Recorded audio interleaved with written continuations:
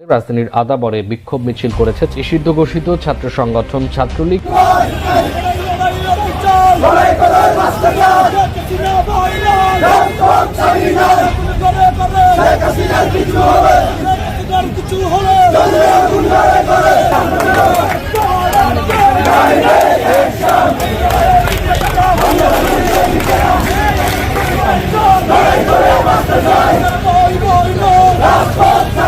ও ভাই রে ভাই, এবার দেশের বিভিন্ন জায়গায় নিজেদের অস্তিত্বের জানান দিচ্ছে আওয়ামী লীগ।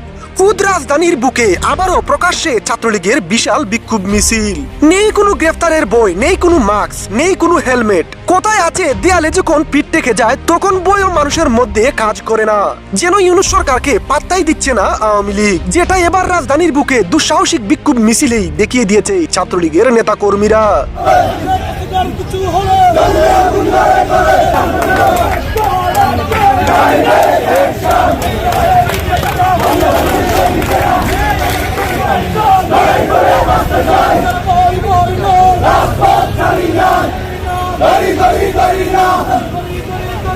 বাংলাদেশে অন্তর্বর্তীকালীন সরকার ডক্টর ইউনূসের সরকার একের পর এক মামলা, লাখ লাখ হাজার হাজার গ্রেফতার কিংবা আওয়ামী লীগ কার্যক্রমের সঙ্গে জড়িত থাকলে কি কি করা হবে এ বিষয়ে বিভিন্ন হুঙ্কার বা হুমকি ছেড়েও আওয়ামী লীগের মিছিল বন্ধ করতে পারছেন না। খোদ রাজধানীর বুকে গত এক সপ্তাহের বেশি সময় ধরে কয়েক হাজার থেকে কয়েকশো মানুষ মিলে একাধিক মিছিল ঘটিয়ে ফেলেছে আওয়ামী লীগ।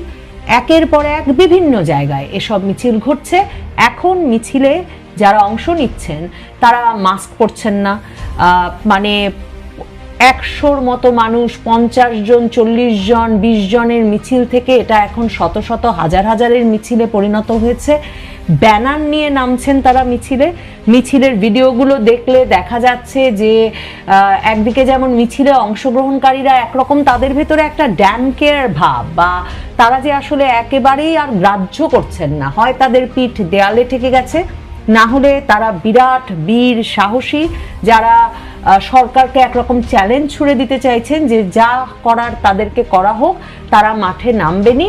কাজেই তাদের কোনো মুখে আবরণ নেই, ব্যানার ধরেছেন, সুশৃঙ্খলভাবে মিছিলে তারা জয় বাংলা, জয় বঙ্গবন্ধু বলছেন, শেখ হাসিনার ভয় নাই স্লোগান দিচ্ছেন এবং আশপাশে মানুষ তাদের দিকে তাকিয়ে তাকিয়ে দেখছে। তো একদিকে যেমন পুরোপুরি পরিষ্কার এসব ঘটনায় যে সাধারণ মানুষ আওয়ামী লীগকে প্রতিরোধ করতে চাইছে না। মানে যেই রাজনৈতিক বয়ানটা 1 বছর আগে থেকে শুরু হয়ে এখন পর্যন্ত অনেকে টেবিলে বসে দিতে চাইছেন, যেসব দলের হয়তোবা 100 জন লোক নিয়ে মিছিল করবার অনেক ক্ষেত্রে সক্ষমতা নাই, সেসব দলের রাজনৈতিক নেতারাও বলছিলেন যে একদিকে আওয়ামী লীগের সকল নেতাকর্মী পালিয়ে গেছেন, আর আরেকদিকে তাদের বয়ানটা ছিল যে আওয়ামী লীগ মাঠে নামলে আওয়ামী লীগকে তো সাধারণ জনগণই মানে একদম নাকি ধরে মেরে শেষ করে দেবে।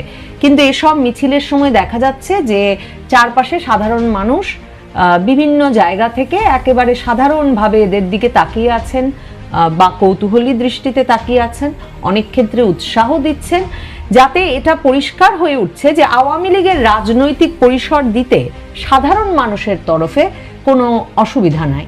আমাকে যেটা বিস্মিত করছে সেটা হচ্ছে সত্যিকার অর্থেই আওয়ামী লীগ তার নেতাকর্মীকে কি করে এত দ্রুত সময়ে, এমন প্রতিকূল সময়ে রাজপথে, রাজধানীর রাজপথে নিয়মিত বিরতিতে নামাতে পারছে। কেন নেতা কর্মীরা এতটা রিস্ক নিচ্ছেন, এতটা ঝুঁকি নিচ্ছেন? দেখুন, এই শুক্রবারে মানে জুম্মার নামাজের পরেও বিভিন্ন জায়গায় আওয়ামী লীগ ঝটিকা মিছিল করেছে। আর গত 2 দিন ধরে কিন্তু তার মানে এই খবর ছিল ঢাকা মেট্রোপলিটন পুলিশের কাছে। ঢাকা মেট্রোপলিটন পুলিশ কিন্তু বিরাট গ্রেফতার অভিযানও চালিয়েছে। আমি যদি শুধু প্রথম আলোর খবরই পড়ি, প্রথম আলোতে এখন খবর আছে রাজধানীতে ঝটিকা মিছিল, আওয়ামী লীগের সাবেক এক সংসদ সদস্য সহ 8 নেতাকর্মী গ্রেফতার। এরপরে যাদের নাম দিয়েছে প্রথম আলো, তারা প্রত্যেকে আওয়ামী লীগ এবং আওয়ামী লীগের অঙ্গ সংগঠনের পদধারী ব্যক্তিবর্গ।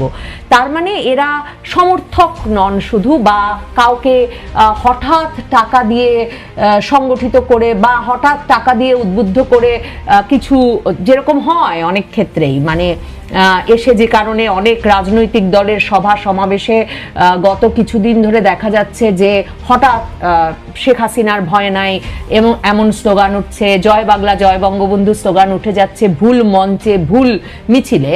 কারণ অনেক ক্ষেত্রেই এরা আসলে দলের সিজনড নেতাকর্মী হন না। কিন্তু বিস্ময়কর হলেও সত্যি যে ঢাকা মেট্রোপলিটন পুলিশ যাদের গ্রেফতার করেছে বলে বিবৃতি দিয়েছে, এই যে শুক্রবারে আবার মিছিল হবে সেই আশঙ্কায়, সেইখানে তারা বলছে যে তারা একদিকে গ্রেফতার করেছে, বৃহস্পতিবার রাজধানীর বিভিন্ন এলাকায় অভিযান চালিয়ে ঝটিকা মিছিল যাতে না হতে পারে তা ঠেকাতে, কিন্তু মিছিল কিন্তু শুক্রবার দিন ঠিকই হয়েছে বিভিন্ন জায়গায় নামাজের পর। কিন্তু পুলিশ গ্রেফতার করেছে এবং তারা গ্রেফতার করেছে সাবেক সংসদ সদস্য সাদ্দাম হোসেন পাভেল, যিনি নীলফামারী ৩ আসনের সংসদ সদস্য তাকে। তার মানে যেটা আওয়ামী লীগের নেতাকর্মীরা বলছিলেন যে তাদের সব সংসদ সদস্যরাও তো রয়ে গেছেন বাংলাদেশে, এখনো তার মানে নীলফামারী ৩-এর সংসদ সদস্য সাদ্দাম হোসেন রাজধানীর বুকে বসে নাকি মিছিল সংগঠিত করছিলেন। এবং পুলিশ বলছে শুধু তিনি সংগঠন করছিলেন তা না, তিনি নাশকতার পরিকল্পনা ও অর্থের যোগান দিতেন। এখন আওয়ামী লীগ যেহেতু একটি নিষিদ্ধ ঘোষিত সংগঠন, কাজে আওয়ামী লীগের যে কোনো কার্যক্রম, রাজনৈতিক কার্যক্রম, মিছিলকেও কিন্তু নাশকতার পরিকল্পনা হিসেবে ধরেই মামলা দিচ্ছে বহু মাস ধরে আওয়ামী লীগ নিষিদ্ধ হওয়ার পর থেকে, বিশেষভাবে ঢাকা মেট্রোপলিটন পুলিশ। তো যাদেরকে তারা গ্রেফতার করেছে বলে জানিয়েছে সংবাদ মাধ্যমকে, এর মধ্যে তো এই সাবেক সংসদ সদস্য আছেন, পটুয়াখালী জেলার বাউফল উপজেলার ছাত্রলীগের সাংগঠনিক সম্পাদক, বাউফল উপজেলা শাখার সভাপতি আছেন, যুবলীগের সাধারণ সম্পাদক আছেন, বাউফলের বংশাল থানার আওয়ামী লীগ আছেন, উত্তরা পূর্ব থানার যুবলীগের সাংগঠনিক সম্পাদক আছেন, যুবলীগের কেন্দ্রীয় কমিটির নির্বাহী সদস্য আছেন, মুন্সিগঞ্জের লৌহজং থানার খিতিরপাড়া ইউনিয়নের আওয়ামী লীগের সাবেক সভাপতি, সাবেক ইউপি চেয়ারম্যানও আছেন।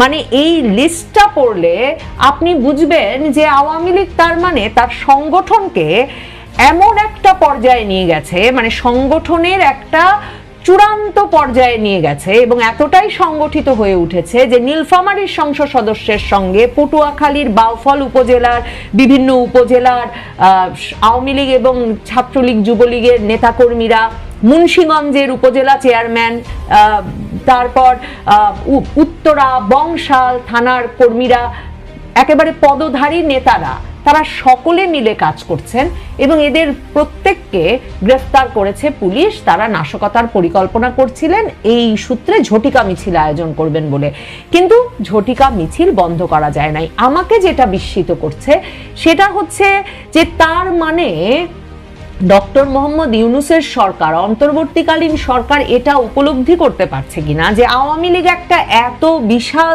দল যে এই দলের নেতাকর্মীদেরকে আসলে গ্রেফতার করে হয়তো ডক্টর মোহাম্মদ ইউনূস শেষ করতে পারবেন না।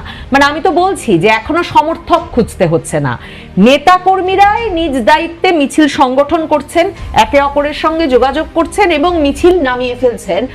গণহারে গ্রেফতার, বিভিন্ন বইভীতি দেখিয়ে আওয়ামী লীগ ও ছাত্রলীগের নেতা কর্মীদের কুণ্ঠাসা করে আওয়ামী লীগকে নিশ্চিহ্ন করে দিতে চেয়েছিল ক্ষমতালোভী ইউনূস সরকার। কিন্তু বইভীতি দেখিয়ে মানুষের মন থেকে আওয়ামী লীগকে কখনোই মুছা যায় না, যেটা আওয়ামী লীগের একের পর এক সফল মিছিলেই দেখিয়ে দিয়েছে আওয়ামী লীগের নেতা কর্মীরা, যেটা বর্তমানে ইউনূসের বইয়ের কারণ হয়ে দাঁড়িয়েছে।